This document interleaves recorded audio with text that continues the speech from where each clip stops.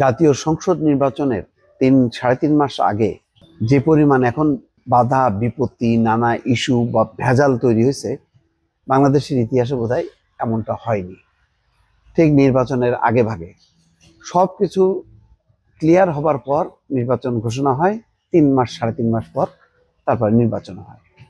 এইবার কিন্তু দেখেন পদে পদে ঝামেলা, সেই জুলাই সনদ স্বাক্ষর, তারপরে সেই আদেশ বাস্তবায়ন থেকে শুরু করে সমস্ত বিষয় কিন্তু এখন এমন অবস্থা, প্রধান উপদেষ্টা বলছেন যে নির্বাচন নিয়ে মহা বিপদ দেশের ভেতর এবং বাইরে থেকে আসতে পারে।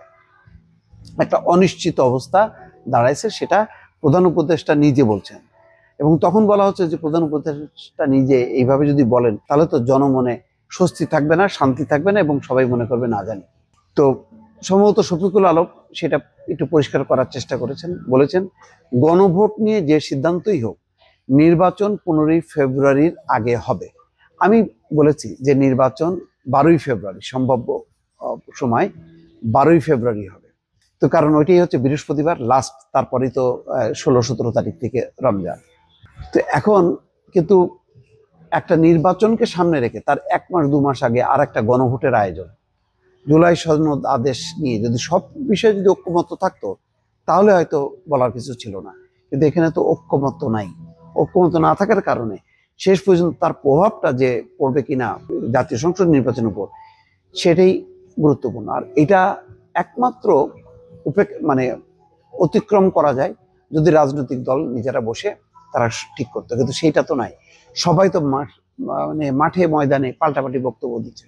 যেমন আজকে ডাক্তার তাহির বলছেন যে হঠাৎ করে বিএনপি জুলাই সনদের বিপক্ষে চলে গেছে, এনসিপি বলছে সরে গেছে। ডাক্তার তাহির বলেছেন বিএনপি রীতিমতো পল্টি দিয়েছে। এইরকম অবস্থার পর তাহলে কিভাবে নিশ্চিত থাকা যায়? নোয়াখালী বিজ্ঞান এবং প্রযুক্তি বিশ্ববিদ্যালয়ে সেখানে এক অনুষ্ঠানে তিনি এই কথা বলছেন। শফিকুল আলম বলছেন বিভিন্ন রাজনৈতিক দল তাদের মত জানিয়েছে, আমরা এটিকে হুমকি হিসেবে দেখছি না, যেটা সবচেয়ে উত্তম প্রধান উপদেষ্টা সেটাই করবেন। আগামী 13ই নভেম্বর আদালত শেখ হাসিনার বিচারের দিন জানাবে। যাক, এর মধ্যে আবার বিচার, আওয়ামী লীগ আরো সোচ্চার হবে। নভেম্বর মাসটা কিভাবে কাটবে, গণভোটও চাই আবার এই মাসে। এগুলি অতিক্রম করে আসলে কি ভালোভাবে নির্বাচনের পথ পাড়ি দেওয়া যাবে কিনা?